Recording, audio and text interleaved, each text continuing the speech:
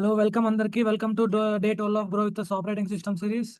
ఈరోజు డే 12 లో మనం థ్రెడ్స్ అంటే ఏంటి, థ్రెడ్ షెడ్యూలింగ్ గురించి చూడబోతున్నాం. ఈ థ్రెడ్స్ అనేది చాలా ఇంపార్టెంట్ అండ్ ఈజీ టాపిక్. కొంచెం వరి అవ్వాల్సిన పని ఏం లేదు. టాపిక్ లోకి వెళ్ళిపోతే కనుక అసలు ఫస్ట్ ఆఫ్ ఆల్ థ్రెడ్ అంటే ఏంటి? థ్రెడ్ అంటే ఏంటంటే థ్రెడ్ అనేది ఒక లైట్ వెయిట్ ప్రాసెస్. అసలు లైట్ వెయిట్ ప్రాసెస్ అంటే ఏంటి? ఒక సింపుల్ రియల్ వరల్డ్ ఎగ్జాంపుల్లో చెప్తే మీకు ఇంకా క్లారిటీగా అర్థమవుతుంది. మీరు ఒక బుక్ మై షో యాప్ కానీ ఏదో ఒక సాఫ్ట్వేర్లోకి వెళ్ళారు. నేను ఎగ్జాంపుల్గా బుక్ మై షో తీసుకుంటున్నాను. మీరు ఒక మూవీ టికెట్స్ బుకింగ్ పర్చేస్ చేశారు. ఆ, అంటే ఒక టికెట్ సెలెక్ట్ చేసుకున్నారు, పేమెంట్ మెథడ్లోకి వెళ్ళిపోయారు. మీరు పేమెంట్ మెథడ్లోకి వెళ్ళిపోయారని ఇంకొక యూజర్కి అవైలబుల్ టికెట్స్ కనిపించకుండా ఉండదు కదా, వాడికి కూడా కనిపిస్తుంది కదా. సో అక్కడ ఒక లైట్ వెయిట్ థ్రెడ్ ఎగ్జిక్యూట్ అవుతున్నట్టు. లేకపోతే ఎంఎస్ వర్డ్ ఉంది.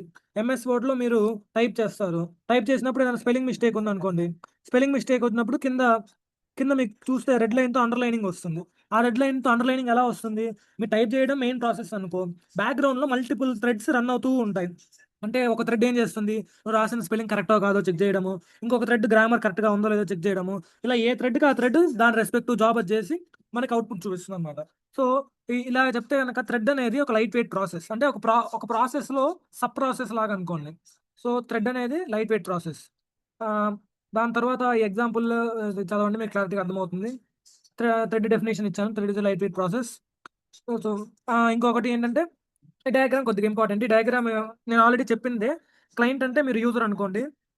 యూజర్ సర్వర్ వచ్చేసి ఏదో ఒక రియల్ వరల్డ్ సర్వర్ తీసుకోండి. థ్రెడ్ ఇదేంటంటే, ఇప్పుడు నేను ఒక బుక్ మై షో టికెట్ కొన్నాను. టికెట్ కొన్నాక దాని పేమెంట్ ప్రాసెస్లోకి వెళ్ళాను.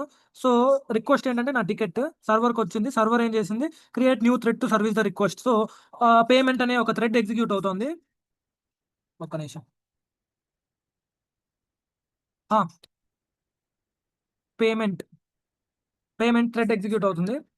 దాని తర్వాత ఇప్పుడు నేను పేమెంట్ చేస్తున్నా అని నువ్వు లాగిన్ చేస్తేనో ఇంకొకరు లాగిన్ చేస్తేనో సర్వర్ రెస్పాండ్ అవ్వకుండా ఉంటే అది ఇన్ఎఫిషియన్సీ కదా, అప్పుడు వాడికి లాసే కదా. అలా అవ్వకుండా ఉండడానికి సర్వర్ మళ్ళీ ఇంకెవరు యూజర్ వచ్చినా ఇంకెవరు యూజర్ రెస్పాన్స్ ఇచ్చినా రిక్వెస్ట్ చేసినా అది అవైలబుల్గా ఉంటుంది వినడానికి. అదే ఇక్కడ డయాగ్రామాటిక్గా ఇచ్చారు. క్లయింట్ రిక్వెస్ట్ చేస్తాడు, రిక్వెస్ట్ చేసింది ఒక థ్రెడ్ క్రియేట్ అవుతుంది.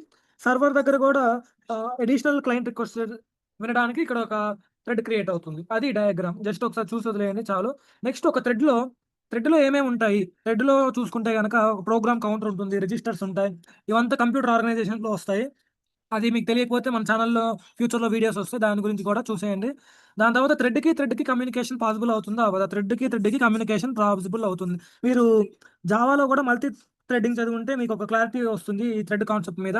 నెక్స్ట్ రియల్ వరల్డ్ ఎగ్జాంపుల్ ఇది మీకు అండర్స్టాండింగ్ పర్పస్ కోసం ఇచ్చాను. పీపీటీ డౌన్లోడ్ చేసి చదివితే మీకు అర్థమైపోతుంది. Next difference between process and thread ఇది ఇంపార్టెంట్. 2 మార్క్స్ కానీ 5 మార్క్స్ కానీ అడుగుతారు. నార్మల్ ప్రాసెస్కి థ్రెడ్కి డిఫరెన్స్ ఏంటి? ప్రాసెస్ అంటే ఇండిపెండెంట్ ప్రోగ్రామింగ్ ఎగ్జిక్యూషన్. థ్రెడ్ అంటే లైట్ వెయిట్ ప్రాసెస్. మెమరీ, ప్రతి ప్రాసెస్కి దాని ఓన్ మెమరీ ఉంటుంది. కానీ థ్రెడ్కి దాని ఓన్ మెమరీ అంటూ ఆ, ఉన్నా ఉండకపోయినా first of all sharing memory అనేది పాసిబుల్ అవుతుంది. ఇక్కడ టూ ప్రాసెస్కి మధ్య మెమరీ షేర్ అవ్వాలంటే మీరు IPC message queue inter process communication సపరేట్గా మీరు ఎక్స్క్లూడ్గా చేయాలి. అర్థమైందా? దాని తర్వాత కమ్యూనికేషన్ కూడా చాలా స్లోగా ఉంటుంది ఐపీసీ మెకానిజమ్స్ వాడాక. కానీ థ్రెడ్కి కమ్యూనికేషన్ చాలా ఫాస్ట్గా ఉంటుంది, ఎందుకంటే అది లైట్ వెయిట్ ప్రాసెస్ కాబట్టి. మీరు ఏది చూసుకున్న ప్రాసెస్ వర్సెస్ థ్రెడ్ కంపారిజన్ చేస్తే థ్రెడ్ అనేది మనకి అన్నిటికీ ఫాస్ట్గా ఉంటుంది. కాంటాక్ట్ స్విచ్చింగ్ కానీ, రెస్పాండింగ్ కానీ, కమ్యూనికేషన్ కానీ ఏదైనా థ్రెడ్ ఫాస్ట్గా ఉంటుంది, ప్రాసెస్ స్లోగా ఉంటుంది.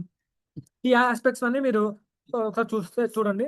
నెక్స్ట్ అసలు థ్రెడ్ ఎందుకు, what is the use of threads, లేదంటే వై థ్రెడ్స్ ఆర్ యూజ్డ్ అని అనుకోండి. ఇది కూడా 2 మార్క్స్ క్వశ్చన్. హాఫ్ రెస్పాన్సివ్నెస్కి, రిసోర్స్ షేరింగ్కి, ఎకానమీకి, స్కేలబిలిటీకి. రెస్పాన్సివ్నెస్ మన థ్రెడ్ ద్వారా ఎలా అచీవ్ అవుతుంది? ఇందాక చెప్పా కదా, యూఐలో ఫ్రీజ్ అవ్వకుండా బ్యాక్ ఎండ్లో ఏమైనా ఆపరేషన్స్ జరుగుతూ ఉన్నా నీ యూఐ అంటే యూజర్ ఇంటర్ఫేస్. నీ యూజర్ ఇంటర్ఫేస్లో ఫ్రీజ్ అవ్వకుండా, అంటే బ్యాక్ ఎండ్లో ఏదో ఆపరేషన్ జరుగుతుందని నీ మెయిన్ యాప్ కనుక ఫ్రీజ్ అయిపోయి మిగతా యూజర్లకి అది రెస్పాన్స్ ఇవ్వలేదు అనుకోండి, అది యాప్ ఇంకా వర్క్ అవునట్టే కదా. సో అలా ఉండకుండా రెస్పాన్సివ్నెస్ ఇస్తుంది థ్రెడ్ అనేది. రిసోర్స్ షేరింగ్ అంటే ఒక ప్రాసెస్లో ఒక 1000 థ్రెడ్లో 100 థ్రెడ్లో ఉన్నాయనుకోండి, ఆ అన్ని థ్రెడ్స్ వాటి రిసోర్సెస్ అంటే మీకు ఎలా చెప్పాలి, ఇప్పుడు వాటిలో ఉన్న డేటా కానీ, వాటిలో ఉన్న ప్రోగ్రామ్ కౌంటర్ వాల్యూ కానీ ఇలా అన్నీ షేర్ చేసుకుంటాయి. దాని తర్వాత ఎకానమీ. ఒక థ్రెడ్ క్రియేట్ చేయడానికి మనకి ఎకానమీ చాలా చీప్, ఎక్కువ కాస్ట్ పట్టదు. కానీ ఒక ప్రాసెస్ క్రియేట్ చేయడానికి చాలా కాస్ట్ పడుతుంది. And scalability. స్కేలబిలిటీ అంటే ఏంటంటే ఒక ఒక పర్టికులర్ అమౌంట్ ఆఫ్ టైం దాకా, లేదంటే ఒక డ్యూరబిలిటీ లాగా, అంటే మీ లాంగ్ టర్మ్ కి, అంటే థ్రెడ్ క్రాష్ అవ్వడం, థ్రెడ్ డెడ్ అవ్వడం, థ్రెడ్ అసలు పోవడం ఇలాంటివి ఏం జరగకుండా ఈ థ్రెడ్ అనేది ఎఫిషియెంట్ గా వస్తుంది. ఎఫిషియెంట్ గా దాని పని అది చేస్తుంది. ఈ థ్రెడ్స్ అనేది ఎక్కువగా మనం మల్టీ కోర్ సిస్టమ్స్ లో వాడతాం. అసలు మల్టీ కోర్ సిస్టమ్స్ అంటే ఏంటి కింద చెప్పా చూడండి. నార్మల్ గా కోర్ అన్నా ప్రాసెసర్ అన్నా ఇవంతా ఒకటే. మల్టీ కోర్ అంటే మోర్ దాన్ ఒక కోర్ ఉంటే దాన్ని మల్టీ కోర్ అని ఉంటాం. ఆక్టా కోర్ అని, డెకా కోర్ అని మీ ఫోన్ ప్రాసెసర్లు చూసినా ఏవి చూసినా మీకు అర్థమవుతుంది. అవి ఏం చేస్తాయంటే థ్రెడ్స్ ని ప్యారలల్ గా ఎగ్జిక్యూట్ అవడానికి హెల్ప్ చేస్తాయి. ఎందుకంటే ఒక కోర్ ఉంది అనుకో, ఒక థ్రెడ్ ఎగ్జిక్యూట్ అయితే 4 కోర్లు 8 కోర్లు ఉంటే అప్పుడు ప్యారలల్ గా మల్టిపుల్ థ్రెడ్స్ అనేవి ఎగ్జిక్యూట్ అవుతాయి. మల్టిపుల్ థ్రెడ్స్ ఎగ్జిక్యూట్ అయితే మన పని ఇంకా ఈజీగా కంప్లీట్ అయిపోతుంది. అదే ఇక్కడ without threads only one task runs at a time per process. కానీ థ్రెడ్స్ కూడా వాడుకున్నాం అనుకోండి, మనం మెనీ టాస్క్ సైమల్టేనియస్ గా చేసేది. దీనివల్ల మన టైం తగ్గుతుంది, కాస్ట్ తగ్గుతుంది. ఈ మల్టీ కోర్ వల్ల మనకు చాలా బెనిఫిట్స్ ఉన్నాయి. దాని తర్వాత చాలా మందికి ప్యారలల్ కి కంకరెన్సీకి డిఫరెన్స్ తెలియదు.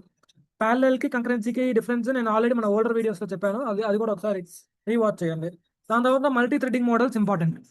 మల్టీ థ్రెడింగ్ మోడల్స్ కి వెళ్లే ముందు మనకి ఫస్ట్ యూజర్ లెవెల్ థ్రెడ్ అంటే ఏంటి, యుఎల్టి. కర్నల్ లెవెల్ థ్రెడ్ అంటే ఏంటో తెలియాలి. యూజర్ లెవెల్ థ్రెడ్ అంటే సింపుల్, మన యూజర్ వాడేది, మన కంట్రోల్లో ఉంటుంది. మన థ్రెడ్ జావాలో మీరు వాడే థ్రెడ్స్ అన్ని యూజర్ లెవెల్ థ్రెడ్స్ దాదాపుగా. కేఎల్టీ అంటే colonel level thread. Kernel level thread అంటే ఏంటంటే డైరెక్ట్ ఆపరేటింగ్ సిస్టమ్ వాడే థ్రెడ్స్ అన్ని కర్నల్ లెవెల్ థ్రెడ్. నార్మల్ గా ఒక యూజర్ లెవెల్ థ్రెడ్ ఒక కర్నల్ లెవెల్ థ్రెడ్ కి మ్యాప్ అవుతుంది. అంటే ఒక యూజర్ లెవెల్ థ్రెడ్ ఏమైనా పని చేయాలంటే దాని corresponding colonel level thread map అయ్యి దాని రెస్పెక్టివ్ జాబ్ అది చేస్తుంది. సో ఈ థ్రెడ్స్ లో మోడల్స్ ఉన్నాయి. మెనీ టు వన్ మోడల్ అని, వన్ టు వన్ మోడల్ అని, మెనీ టు మెనీ మోడల్ అని. First many to one model కొద్దాం. మెనీ టు వన్ మోడల్ అంటే పేరులోనే ఉంది కదా, many many user level threads many user level threads ఒక కర్నల్ లెవెల్ థ్రెడ్ తో మ్యాప్ అవుతాయి. దీనివల్ల ఆ, ఒక కర్నల్ లెవెల్ థ్రెడ్ ఉంటుంది కాబట్టి ఒక కోరే ఉన్నట్టు నార్మల్ గా. దీనివల్ల ప్యారల్ గా కంకరెంట్ గా ఎక్కువ టాస్క్ రన్ అవ్వవు. కానీ ఇది కూడా వన్ ఆఫ్ ద మెథడ్ అని చెప్పడానికి మాత్రం, ఇది అంత ఎఫిషియెంట్ ఏం కాదు నిజానికి. నెక్స్ట్ వచ్చేసి one to one model. One to one model అంటే ఒక యూజర్ లెవెల్ థ్రెడ్ కి ఒక కర్నల్ లెవెల్ థ్రెడ్ సపరేట్ గా మ్యాచ్ అవుతుంది డయాగ్రామ్ లో చూపించినట్టు. సో దీనివల్ల మనకి కంకరెన్సీ ఎక్కువ వస్తుంది. కాకపోతే ఇది కొంచెం ఎక్స్పెన్సివ్. ఎందుకు ఎక్స్పెన్సివ్ అంటే ప్రతి కర్నల్ లెవెల్ థ్రెడ్ క్రియేట్ చేసుకుంటూ పోవడానికి మనకు కొంచెం కాస్ట్ ఎక్కువ అవుతుంది. కానీ ప్రతి యూజర్ లెవెల్ థ్రెడ్ కి ప్రతి కర్నల్ లెవెల్ థ్రెడ్ మ్యాప్ అవడంతో మనకి మన జాబ్ అనేది చాలా ఈజీగా అయిపోతుంది. దాని తర్వాత ఇంకా లాస్ట్ మోడల్ ఏంటి అంటే మెనీ టు మెనీ మోడల్. అంటే many user level threads many colonel level threads కి మ్యాప్ అవుతాయి. మీరు ఇక్కడ గమనిస్తే కనుక మెనీ టు వన్ మోడల్ ఉంది కానీ వన్ టు మెనీ మోడల్ లేదు. వన్ టు మెనీ మోడల్ ఎందుకు లేదంటే ఒక కర్నల్ ఒక కర్నల్ ఒక ఒక నిమిషం ఎలా చెప్పను, ఒక యూజర్ లెవెల్ థ్రెడ్ ఒక కర్నల్ లెవెల్ థ్రెడ్ కి మాక్సిమం మ్యాచ్ అవుతుంది. అంతేగాని ఒక యూజర్ లెవెల్ థ్రెడ్ 2-3 కర్నల్స్ కి మ్యాచ్ అయ్యి దాని జాబ్ చేయడం అనేది జరగదు. కాబట్టి మనకి వన్ టు మెనీ మోడల్ ఉండదు, ఓన్లీ 3 మోడల్సే ఉంటాయి. ఈ 3 మోడల్స్ జస్ట్ డయాగ్రామ్, దాని ప్రోస్ ఏంటి కాన్స్ ఏంటి తెలుసుకుంటే సరిపోతుంది. మీకు కష్టపడకుండా నేను ఇక్కడ టేబుల్ ఫామ్ లో ఇచ్చాను, పీడిఎఫ్ డౌన్లోడ్ చేసుకొని ఒకసారి చూస్తే మీకు క్లారిటీ వచ్చేస్తుంది. Next thread scheduling. Thread scheduling కూడా చాలా ఇంపార్టెంట్. మనకి సి ప్రోగ్రామింగ్ లాంగ్వేజ్ లో #include pthread.h అని ఈ లైబ్రరీ వాడి థ్రెడ్ షెడ్యూలింగ్ లో సమ్స్ అన్ని చేస్తాము. దానికి కోడింగ్ పార్ట్ కూడా మన ఛానల్లో ఫ్యూచర్ లో వీడియోస్ వస్తాయి. మీరు ఏమి ఇబ్బంది పడాల్సిన అవసరం ఏం లేదు. నెక్స్ట్ థ్రెడ్ షెడ్యూలింగ్ లోకి వెళ్తే కనుక ఫస్ట్ షెడ్యూలింగ్ లోకి వెళ్ళే ముందు 2 స్కోప్స్ ఉన్నాయి. 2 స్కోప్స్ ఏంటంటే process contention scope, system contention scope. Process contention scope, system contention scope అంటే ఏంటి? First of all process contention scope అంటే ఇప్పుడు థ్రెడ్స్ మధ్య కాంపిటీషన్. ఒక ప్రాసెస్ లో అంటే ఒక ప్రాసెస్ లో 100 థ్రెడ్స్ ఉన్నాయి. ఆ 100 థ్రెడ్స్ లో ఫస్ట్ ఏది ఎగ్జిక్యూట్ అవ్వాలని థ్రెడ్స్ మధ్య కాంపిటీషన్ జరిగితే అది ప్రాసెస్ కంటెన్షన్ స్కోప్. కానీ సిస్టమ్ కంటెన్షన్ స్కోప్ అంటే ఏంటంటే ఆ ఒక user level colonel level threads ఉంటాయి కదా, ఈ కర్నల్ లెవెల్ థ్రెడ్స్ ని యూజర్ లెవెల్ థ్రెడ్స్ అన్ని కంపీట్ చేస్తాయి. ఏ ఏ యూజర్ లెవెల్ థ్రెడ్ ఎగ్జిక్యూట్ అవ్వాలి కర్నల్ లెవెల్ థ్రెడ్ తో, సిపియూ టైంకి ఈ థ్రెడ్స్ అన్ని కంప్లీట్ చేయడాన్ని సిస్టమ్ కంటెన్షన్ స్కోప్ అంటాం. ఇది కూడా జస్ట్ నాలెడ్జ్ పర్పస్ కోసమే, తెలుసుకుంటే చాలు. దీంట్లో మళ్ళీ గెట్ స్కోప్ సెట్ స్కోప్ అని ఏదో ఉంటాయి, ఒకసారి టెక్స్ట్ బుక్ చూస్తే మీకు క్లారిటీగా అర్థమవుతుంది. P thread scheduling POSIX threads, standard API for managing threads. ఇదంతా ఓకే, ఇదంతా థియరీ, జస్ట్ నాలెడ్జ్ పర్పస్ కోసమే. సి ప్రోగ్రామింగ్ లాంగ్వేజ్ లో #include pthread.h అని హెడర్ ఫైల్ ఇంక్లూడ్ చేసి దాని మీద కోడ్స్ ఫ్యూచర్ వీడియోస్ లో చెప్తా ఉన్నా కదా, సో అంత ఇప్పుడు కాన్సన్ట్రేట్ చేయాల్సిన అవసరం ఏం లేదు. నెక్స్ట్ ఇవన్నీ 2 మార్క్స్ క్వశ్చన్స్ అనమాట. వాట్ ఈస్ లోడ్ షేరింగ్, లేదా వాట్ ఈస్ ప్రాసెస్ ఎఫినిటీ, లేదా వాట్ ఈస్ మల్టీకోర్ షెడ్యూలింగ్ ఏం అడగర్లే. దాని తర్వాత అమ్డాల్స్ లా కూడా కన్ఫామ్ 2 మార్క్ క్వశ్చన్ అనమాట. మిడ్లో కానీ సెమ్లో కానీ. దాని మీద ఫార్ములా ఉంటుంది, సమ్స్ చేద్దాం, మన కంగారు ఏం లేదు. ఫస్ట్ లోడ్ షేరింగ్ అంటే ఏంటో చూద్దాం. లోడ్ షేరింగ్ అంటే ఏంటంటే, మీరు ఒక ఎగ్జాంపుల్ చెప్తాను మీకు ఈజీగా గుర్తుండిపోవడానికి. మీరు ఒక టోల్ గేట్ దగ్గర ఉన్నారు, G1, G2, G3. ఇప్పుడు ఇక్కడేమో 50 కార్స్ ఉన్నాయి, ఇక్కడేమో 10 కార్స్ ఉన్నాయి, ఇక్కడేమో అసలు కార్సే లేవు. ఇప్పుడు మనకి ఇది ఎఫిషియెంట్గా యూజ్ అవుతున్నట్ట? ఈ టోల్ గేట్ కార్స్ వెళ్తూ ఉంటే మనకి యూజ్ అవుతున్నట్టు కాదు కదా. టోటల్ 60 కార్స్ ఉంటే ఇక్కడ 20 కార్స్, ఇక్కడ 20 కార్స్, ఇక్కడ 20 కార్స్ ఉంటే మనకి 3 గేట్లు ఎఫిషియెంట్గా యూజ్ అవుతున్నట్టు. కానీ అలా లేకుండా 50 కార్స్ ఇక్కడ, 10 కార్స్ ఇక్కడ, గేట్ 3లో 0 కార్స్ ఉన్నాయి కదా. సో ఈ లోడ్ షేరింగ్ అంటే ఏం చేస్తుందంటే, ప్రతి కోర్కి ఆ థ్రెడ్స్ అనేవి ఈక్వల్గా డిస్ట్రిబ్యూట్ చేస్తుంది. దాన్నే మనం లోడ్ షేరింగ్ అంటాం. ఇక్కడ మీరు గేట్ స్పేస్లో కోర్స్ పెట్టుకోండి. కోర్ అంటే ప్రాసెసర్. ఈ కార్డ్ స్పేస్లో థ్రెడ్స్ పెట్టుకోండి. అంటే ఒక ప్రాసెసర్లో 50 థ్రెడ్లు ఎగ్జిక్యూట్ అయ్యి ఇంకో ప్రాసెస్లో అసలు థ్రెడ్ ఏం ఎగ్జిక్యూట్ అవ్వకపోతే అది మనకి ఎఫిషియెంట్ కండిషన్ కాదు కదా. 2 ప్రాసెస్లు 25 థ్రెడ్స్ పంచుకున్నాయి అనుకోండి, లేదా 3 ప్రాసెస్లు ఉంటే 60 థ్రెడ్స్ పంచుకున్నాయి అనుకోండి, అది మన ఎఫిషియెంట్ యూజ్ ఆఫ్ ప్రాసెసింగ్. దాన్నే మనం లోడ్ షేరింగ్ అని కూడా అంటాము. Next process affinity. Process affinity అంటే ఏంటంటే, ఒక కోర్ మీద ఈ థ్రెడ్ ఎంత టైం అయితే స్టోర్ అవుతుందో దాని క్యాచ్ పర్ఫార్మెన్స్ ఇంప్రూవ్ చేయడానికి, దాన్ని మనం ప్రాసెస్ ఎఫినిటీ అంటాం. మల్టీ కోర్ షెడ్యూలింగ్ ఇదేం అవసరం లేదు, ఇది అన్వాంటెడ్గా వచ్చేసింది పీపీటీలో. దాని తర్వాత అమ్డాల్స్లోకి వెళ్తే, అమ్డాల్స్లో చాలా ఇంపార్టెంట్ ఇది ఫార్ములా. ఈ ఫార్ములా మీద ఖచ్చితంగా సమ్ము లేదా స్టేట్ అమ్డాల్స్లోనో ఎక్కడో ఒకటి సెమ్లో కానీ మిడ్లో కానీ వస్తుందని అనుకుంటున్నాను. ఏం లేదు, ఎస్ అంటే స్పీడప్. దాని తర్వాత ఇక్కడ పి అంటే ఎన్ని కోర్స్ ప్యారలల్గా ఉన్నాయి, పి ఈక్వల్ టు 1 - S. అర్థమైందా?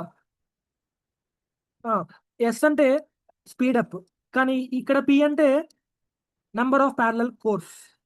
ఇది క్వశ్చన్లోనే వాడు ఇస్తాడు. ఇక్కడ ఎస్ అంటే నెంబర్ ఆఫ్ సిరీస్ కోర్స్. మీకు కన్ఫ్యూజ్ అవుతారని ఒక సమ్ కూడా ఇచ్చాను, దాన్ని బట్టి చూస్తే మీకు క్లారిటీగా అర్థమైపోతుంది. దాని తర్వాత ఎన్ అంటే ఇక్కడ నెంబర్ ఆఫ్ కోర్స్ అన్న నెంబర్ ఆఫ్ ప్రాసెసర్స్ అన్న ఎన్. ఒక సమ్ చూద్దాము. ఇఫ్ ఈ 100% of code is parallelizable, doubling the process near by doubles performance, but if only 50% is parallelizable, adding more process give diminishing result. ఇది theory part అనమాట మనకి. ఇది కూడా నెగోషియేట్ చేయొచ్చు మీరు, అసలు ఇదేం అవసరం లేదు. దాని తర్వాత ఎగ్జాంపుల్ ప్రాబ్లంకి వెళ్ళిపోతాం డైరెక్ట్గా. మీకు ఇలా ఇస్తారు ఎగ్జామ్లో, మాకు direct exam question. 80% of its code is parallelizable అన్నారు. అంటే పీ వాల్యూ వచ్చేసి 0.8. 80% తీసుకోకూడదు, 80/100 తీసుకోవాలి. 80/100 0.8. What is the speed of with 4 process అన్నాడు. అంటే ఎన్ వాల్యూ వచ్చేసి మనకి 4 అనమాట. ఎన్ వాల్యూ తెలుసు, పీ వాల్యూ తెలుసు, స్పీడప్ కనుక్కోవచ్చు కదా. ఇంకా speedup equal to 1/s + 1 - S/n. ఇక్కడ పీ వాల్యూ 0.8 అంటే ఎస్ వాల్యూ 0.2. ఎందుకంటే పీ ఈక్వల్ టు 1 - S అనుకున్నాం కదా. So S equal to 1 - P అవుతుంది. సో ఎస్ ఈక్వల్ టు 1 - 0.8 వచ్చేసి 0.2 అవుతుంది. ఇక్కడ డైరెక్ట్ సబ్స్టిట్యూట్ చేసి ఆన్సర్ చేయొచ్చు, లేదంటే ఇక్కడ నేను ఇచ్చిన ప్రాబ్లంలో డైరెక్ట్గా పీ వాల్యూ ఇక్కడ సబ్స్టిట్యూట్ చేశాడు. సో 1/1 - P ప్లస్ P/n వేసుకున్నాడు. ఇలా చేసినా అలా చేసినా ఆన్సర్ సేమే వస్తుంది. ఈ ప్రాబ్లం చూసుకోవడం మర్చిపోవద్దు ఎగ్జామ్కి వెళ్ళే ముందు. దాని తర్వాత ఫ్రీక్వెంట్లీ అడిగే క్వశ్చన్స్ ఏంటో చూద్దాము. Threads faster than process. Yes, threads faster than process, ఎందుకంటే థ్రెడ్ అంటేనే లైట్ వెయిట్ ప్రాసెస్.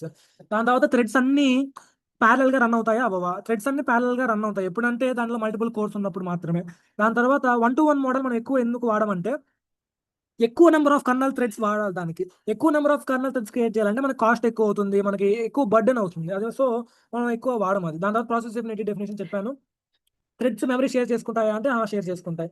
సో ఈరోజు మనం వీడియోలో థ్రెడ్స్ అంటే ఏంటి, క్లయింట్ సర్వర్ అప్లికేషన్ డయాగ్రామ్ ఒకటి చూసాము. దాని తర్వాత user level thread, kernel level thread, multi threading models, 2 marks కెమ్డాల్స్ రా, ప్రాసెస్ ఎఫినిటీ, లోడ్ షేరింగ్, ఇవన్నీ చూసాము. దాని తర్వాత థ్రెడ్స్ ప్రాసెస్ డిఫరెన్సెస్ చూసాము.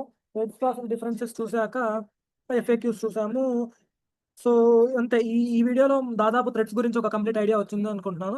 నెక్స్ట్ వీడియోస్లో హార్డ్వేర్ టూల్స్, నేను మొన్న సాఫ్ట్వేర్ టూల్స్ చెప్పాను కదా, పీటర్సన్ సొల్యూషన్, ఇవి ఇప్పుడు hardware tools, semaphores, mutex lakhs, అవి చెప్తాను. దాని నెక్స్ట్ వీడియోలో మళ్ళీ థ్రెడ్స్లో ఇంకొంచెం చిన్న చిన్న కాన్సెప్ట్స్ ఉన్నాయి, అవి కూడా కవర్ చేసేద్దాం. సో ఈ రోజుకి ఈ వీడియోకి ఇంతే. Thank you, bye bye.